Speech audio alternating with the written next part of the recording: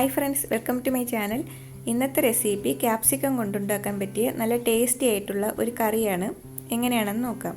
അതിനു വേണ്ടി 2 ക്യാപ്സിക്കം ഇതേപോലെ ചെറിയ കഷ്ണങ്ങളായി അരിഞ്ഞെടുത്തിട്ടുണ്ട്. ഞാനിവിടെ 3 കളർ ക്യാപ്സിക്കം എടുത്തിട്ടുണ്ട്. പിന്നെ 2 സവാള ഇതേപോലെ ചതുരത്തിന് അരിഞ്ഞെടുത്തിട്ടുണ്ട്. എണ്ണ ഒഴിച്ചു കൊടുക്കാം. എണ്ണ ചൂടായി വരുമ്പോഴേക്കും സവാള ഇട്ട് വഴറ്റിയെടുക്കാം.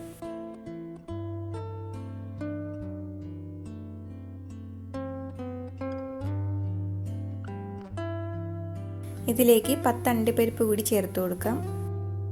പിന്നെ വേണ്ടത് 1/2 ടീസ്പൂൺ പെരിഞ്ജീരകവും 1/2 ടീസ്പൂൺ കറുത്ത എള്ളും ഇതും കൂടി ചേർത്ത് നന്നായിട്ട് വഴറ്റിയെടുക്കാം.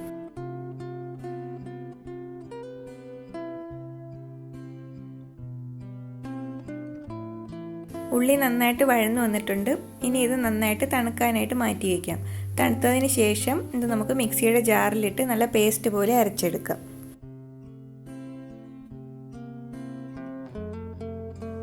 ഇതിപ്പോൾ നന്നായിട്ട് അരച്ചെടുത്തിട്ടുണ്ട്. പാൻ വെച്ചിട്ടുണ്ട്. അതിലേക്ക് കുറച്ച് എണ്ണ ഒഴിച്ചു കൊടുക്കാം.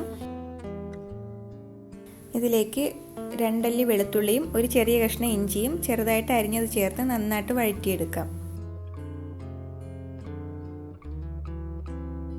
ഇപ്പോൾ ഇഞ്ചിയും വെളുത്തുള്ളിയും നന്നായിട്ട് വഴന്നു വന്നിട്ടുണ്ട്. ഇനി ഇതിലേക്ക് നമ്മൾ നേരത്തെ അരച്ചു വെച്ചേക്കുന്ന ഉള്ളിയുടെ പേസ്റ്റ് ചേർത്ത് കൊടുക്കാം. ആ ജാറ് കഴുകി കുറച്ച് വെള്ളം കൂടി ഇതിലേക്ക് ഒഴിച്ചു കൊടുക്കാം. ഇനി നന്നായിട്ടൊന്ന് തിളപ്പിച്ചെടുക്കാം. ആ വെള്ളമൊക്കെ ഒന്ന് വറ്റി വരണം.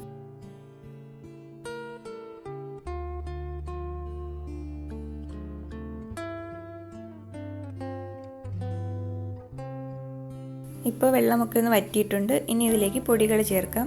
1/2 ടീസ്പൂൺ ജീരകത്തിൻ്റെ പൊടി ചേർത്ത് കൊടുക്കാം. 1 ടീസ്പൂൺ മുളക് പൊടിയും 1 ടീസ്പൂൺ മല്ലിപ്പൊടിയും 1/2 ടീസ്പൂൺ ഗരം മസാലയും ചേർത്ത് കൊടുക്കാം. പിന്നെ 1/4 ടീസ്പൂൺ മഞ്ഞൾപ്പൊടിയും. ഇനി എല്ലാം കൂടി നന്നായിട്ട് മിക്സ് ചെയ്തെടുക്കാം.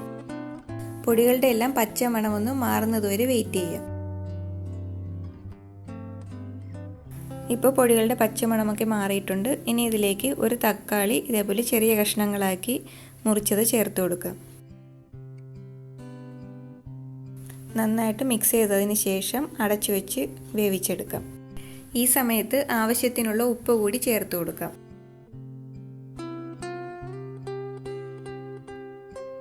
മൂന്നോ 4 മിനിറ്റ് കഴിഞ്ഞതിന് ശേഷം തുറന്ന് നോക്കാം. ഇപ്പോൾ തക്കാളിയൊക്കെ നല്ല സോഫ്റ്റ് ആയിട്ടുണ്ട്.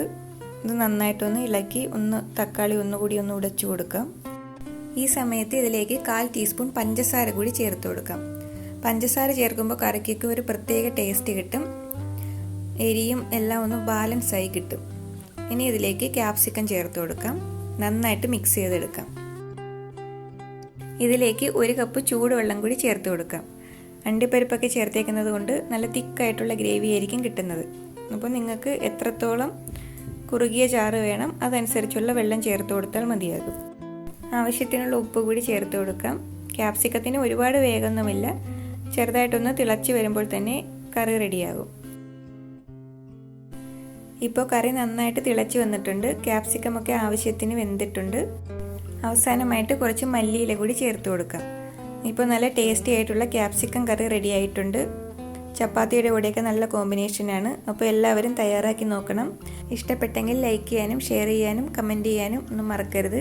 ഇതുവരെയും സബ്സ്ക്രൈബ് ചെയ്യാത്തവർ ഒന്ന് സബ്സ്ക്രൈബ് ചെയ്തേക്കണം. പുതിയൊരു റെസിപ്പിയുമായി അടുത്ത വീഡിയോയിൽ കാണാം. താങ്ക്